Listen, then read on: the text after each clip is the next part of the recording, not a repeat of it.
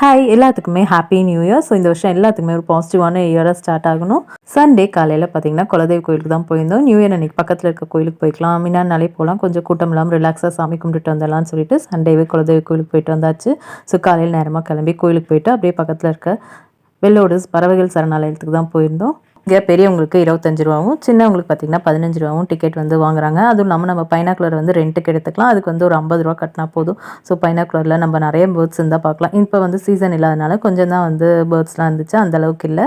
So நல்ல ஒரு ஃபேமிலியோட ஒரு ஹாஃப் டே ஸ்பெண்ட் பண்ணுறதுக்கு இந்த இடம் சூப்பரான இடம்.